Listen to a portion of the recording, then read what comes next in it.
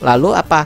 Berteman dengan bandar. Ya, kita tentu bisa cuan bareng bandar gitu. Jadi bandar itu tidak perlu dimusuhi.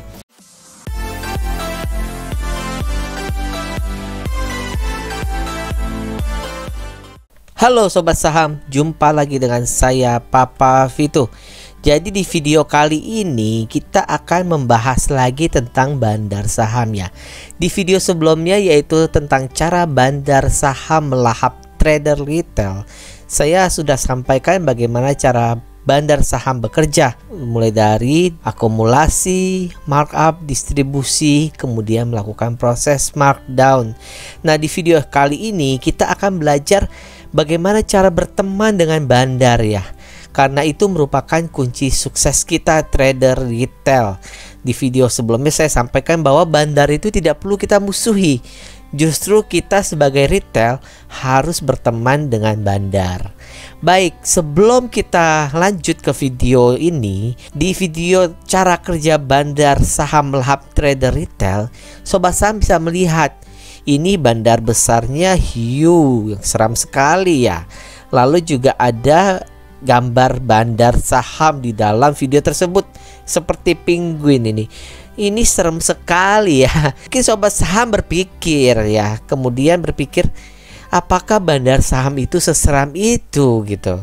Nah, jawabannya tidak ya.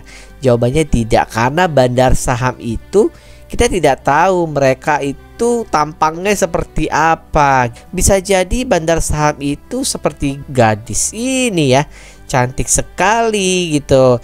Atau bisa juga bandar saham itu seperti pria ini yang sangat ganteng ya.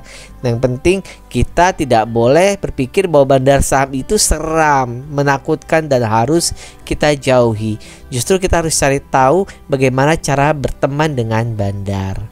Bandar itu sangat penting ya Sobat Saham di pasar saham Indonesia. Nah, saya akan jelaskan kenapa bandar itu sangat penting perannya. Jadi ini saya punya data yang saya ambil dari idx.co.id. Ini data bulan Februari 2022. Nah, ketika saya klik submit, saya mendapat list ya, ini emiten-emiten saham yang ada di bursa kita. Nah, ini adalah data market capitalization ya. Di sini adalah 50 saham-saham dengan market capitalization yang terbesar di bulan Februari 2022. Apa itu market capitalization? Nah, itu adalah suatu ukuran yang menunjukkan seberapa besar nilai suatu perusahaan. Cara hitungnya bagaimana? Mudah sekali, kita tinggal kalikan jumlah saham yang beredar dengan harga saham di saat itu. Lalu kita lihat nih, contoh ada BCA di peringkat pertama. Ini bisa kita lihat bahwa market capitalization-nya di dalam satuan jutaan rupiah ya adalah 982 triliun ya, 440 miliar 511 juta rupiah. Kita lanjutkan. Ini saya punya 3 saham ya dari data tadi. Nah, ini menunjukkan saham-saham dengan urutan di peringkat 1, 25 dan 50 market capitalization-nya. Kita bisa lihat bahwa besarnya itu semakin turun ya. Artinya peringkat 1 BCA itu di 982 triliun. Untuk BRI Syariah BRIS itu di 67 triliun dan SRTG itu di 35 triliun. Ini artinya apa? Bahwa untuk membeli saham BBCA semua yang beredar di pasar, seseorang harus mengeluarkan 982 triliun rupiah lebih. Bagaimana dengan BRIS? Dia cukup mengeluarkan 67 triliun 795 miliar 344 juta. Ya, SRTG ya cukup mengeluarkan 35 triliun 675 miliar 516 juta rupiah. Oke, kita bisa melihat bahwa semakin tinggi market capitalization, semakin besar dana yang harus dikeluarkan. Nah, ini saya punya data ya, tabel harga saham BCA, BRIS dan SRTG yang tadi kita bahas. Kita akan lihat ini untuk menaikkan 1 tik harga BBCA itu kita kalikan harganya ya, posisi over 7.950. Kita kalikan dengan 33.778 lot. Itu kita kalikan 100 lembar saham. Artinya untuk menaikkan satu tik BBCA memerlukan dana sebesar 26.853.510.000 rupiah. Bagaimana dengan BRIS? Ya, untuk menaikkan satu tik kita tinggal kalikan saja, yaitu butuh dana sekitar 1.992.000.000 sekian. Lalu untuk SRTG untuk menaikkan satu tik cukup membutuhkan dana 384 juta rupiah lebih. Masalahnya retail kayak kita mau menaikkan harga saham-saham ini dengan dana segitu besarnya. Saya rasa untuk retail-retail kita yang modalnya ya puluhan juta, paling maksimal ratusan juta, mungkin ada yang sampai M, itu akan sulit ya menaikkan atau menurunkan harga saham. Makanya kita butuh ya yang namanya bandar saham untuk menaikkan atau menurunkan harga saham. Jadi untuk menaikkan harga saham perlu dana yang sebegitu besarnya. Semakin besar market kapitalisasi, semakin besar pula dana yang dibutuhkan. Nah, inilah mengapa peran bandar itu sangat penting di dalam pasar saham. Coba sobat saham bayangkan tidak ada bandar. Siapa yang mau naikkan harga?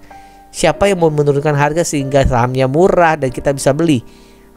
Nggak mungkin kan kita para retail gitu. Jadi bandar saham sangat penting di dalam market, di dalam pasar saham Indonesia. Baik, kita akan lihat ini ada komentar yang cukup menarik dari sobat saham ya. Ada Ifadilah ya yang berkomentar bahwa intinya kalau mau kaya dari saham lo harus temenan deket sama bandarnya bro. Bisa dicek siapa komisaris atau direktur di perusahaan itu. Salah satunya ada yang jadi bandar saham ya bro. Saya pikir bener ya. Ini namanya insider trader ya. Jadi dia punya teman dekat ke orang-orang di dalam perusahaan itu. Masalahnya gimana cara kita temenan sama bandar saham itu ya, misalnya dengan komisarisnya atau direkturnya. Kalau kita kenal aja enggak gitu. Lalu ada nggak ya cara temenan sama bandar walau kita nggak kenal gitu? Gimana caranya gitu? Karena di video ini kita ingin temenan sama bandar supaya kita bisa untung bareng bandar gitu. Baik, sebelum lanjut kita sepakat dulu. Kalau kita mau sukses, kita sebagai retail harus berteman dengan bandar ya. Oke ya sobat ya, kita sepakat dengan hal ini ya. Nah, kalau sudah kita sepakat, kita tinggal cari tahu bagaimana cara kita berteman dengan bandar. Kita akan lanjutkan. Nah, kalau sobat saham bisa melihat gambar ini ya, ini ada retail ikan kecil, ada retail lagi ikan yang kecil. Lalu di sini ada bandar ikan hiu. Kira-kira menurut sobat saham, siapa yang akan dimakan oleh bandar ikan hiu ini ya? Apakah retail ikan kecil ini atau retail yang sebelah kanannya gitu?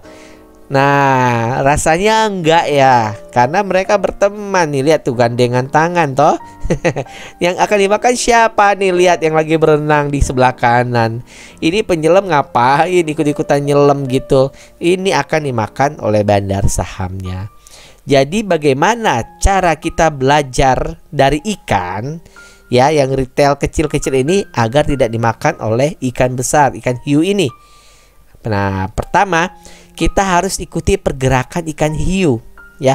Jadi ikan-ikan kecil ini yang berenang dekat bandar ikan hiu besar ini nggak akan dimakan karena dia bergerak mengikuti pergerakan ikan hiu ini. Ketika hiu berenang naik, ikannya ini ikutan naik. Ketika hiu berenang turun, dia ikutan berenang turun gitu. Jadi sama persis dengan kita. Kita sebagai retail harus mengikuti pergerakan dari bandar saham. Kita udah tahu ya, idenya adalah kita ikuti pergerakan bandar. Kita sebagai retail harus ikut pergerakan bandar saham. Masalahnya bagaimana caranya? Nah, kita sudah tahu ini bahwa dalam saham, bandar itu akan melakukan proses akumulasi, lalu melakukan proses markup, kemudian dia jualan distribusi, kemudian markdown ya. Jadi ini ada 3 fase tambahan 4 fase yaitu markdown gitu. Nah, ini kita harus tahu dulu nih pergerakan bandarnya itu lagi berenang ke samping yaitu diakumulasi, atau berenang ke atas, berenang lagi ke samping tapi di atas ya itu distribusi, atau bandarnya sudah berenang ke bawah. Itu kita harus ikuti pergerakan dari bandar itu. Nah, bagaimana caranya? Ini saya ada contoh chart ya, salah satu saham ya. Saya nggak ada kodenya, sobat saham bisa cek sendiri kalau penasaran ini saham apa gitu. Di sini kita bisa lihat bahwa chart ini sedang turun, bandar sedang markdown. Apa yang harus kita lakukan? Biarkan dia bekerja, biarkan bandar saham bekerja, jangan dilawan. Maksudnya dilawan apa? Ketika bandar sudah menurunkan harga, sobat saham jangan ikutan beli dulu, biarkan dulu bandar puas-puasin nurunin harga. Lalu ketika bandar sudah melakukan proses akumulasi, ditandai dengan volume yang tinggi dan harga saham belum naik, yuk kita ikutan cicil beli juga gitu. Ini namanya kita mengikuti bandar. Nah, berikutnya apa? Setelah bandar beli, dia akan melakukan proses yang namanya markup. Biarkan bandar bekerja kembali. Kita cukup ikuti aja gerakannya. Caranya gimana? Kita pasang trailing stop. Harga naik, kita naikkan lagi stop loss kita. Harga naik, kita naikkan lagi. Supaya apa? Kita bisa mendapatkan keuntungan yang maksimal ketika kena ya trailing stop kita. Lalu ini ada lagi ketika bandar sedang take profit, sedang distribusi, ya udah biarin lah. Toh sobat saham juga udah untung gitu. Udah dibawa naik, udah jual. Ya, kita yang retail-retail cerdas ikutan TP juga. Ya kan? Jadi kita ikuti, bandarnya sedang TP, distribusi, kita juga jangan lupa untuk TP dan ambil keuntungan. Jangan kita lawan. Ketika bandar sedang distribusi, kita malah buy. Lah, ini mah berarti kita melawan bandar. Biarkanlah bandar distribusi mendapat untung. Toh bandar juga ingin untung. Kita bisa untung bersama bandar. Kita sudah di akhir video ini. Ya, pendek tapi ilmunya semoga sobat saham bisa dapatkan ya. Ini saya ingin sampaikan juga bahwa video ini adalah disclaimer on. Ini analisa pribadi saya ya, bagaimana cara mengetahui bandar sedang markdown, sedang akumulasi, sedang markup, atau sedang distribusi. Disclaimer on ya. Jadi sobat saham bisa menggunakan analisa ini, tapi saran saya analisa kembali. Ada yang harus kita perhatikan sebelum akhir video ini adalah bahwa pertama, sobat saham harus kenali dulu saham yang sobat saham beli. Ya, jadi ada istilah know what you buy what you know. Ya, kenali apa yang sobat saham beli dan beli apa yang sobat saham tahu, kenal gitu. Jangan sembarangan beli saham. Teman beli saham ABCD, ikutan beli. Sobat saham nggak tahu teman itu sedang beli ya, kapan dia udah TP. Nah, sobat saham akhirnya nggak tahu kan, nggak punya trading plan. Jadi kenali saham yang sobat saham beli. Yang kedua, kenalilah bandarnya dari pergerakannya. Kita nggak bisa tahu bandarnya siapa, tapi kita bisa tahu pergerakan bandarnya lagi apa nih. Kita kenali pergerakannya, maka kita bisa untung berteman dengan bandar, kita bisa sukses bersama bandar. Yang ketiga, ini adalah rahasia yang ya saya rasa tidak banyak orang yang mau buka si rahasia ini. Sobat saham bisa menggunakan volume profile untuk tahu saat ini bandar sedang akumulasi, markup, distribusi, atau markdown. Saya sudah sampaikan beberapa contoh di video-video saya. Semoga sobat saham bisa melihat clue-nya ya, bagaimana cara kita menggunakan volume profile untuk mengetahui posisi bandar ini sedang apa. Nah, yang terakhir, jangan pernah melawan arus atau tren. Ketika bandar sedang markdown, sedang menurunkan harga, jangan dilawan dengan buy. Saya jamin sobat pasti akan hanyut alias rugi. Ketika bandar sedang naikkan, ya kita ikutin, jangan dilawan arusnya. Kalau arus naik, kita ikuti. Arus turun, kita ikuti juga, jangan dilawan. Ya, demikian video kali ini ya. Akhir kata, learning is the only way to grow. Tetap belajar ya sobat saham. Saya yakin suatu saat sobat saham pasti akan sukses di investasi saham. Jadi ingat, kunci sukses retail di saham adalah berteman dengan bandar.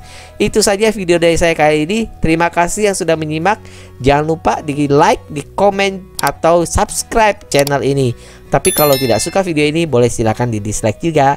Kita ketemu lagi di video berikutnya. Terima kasih.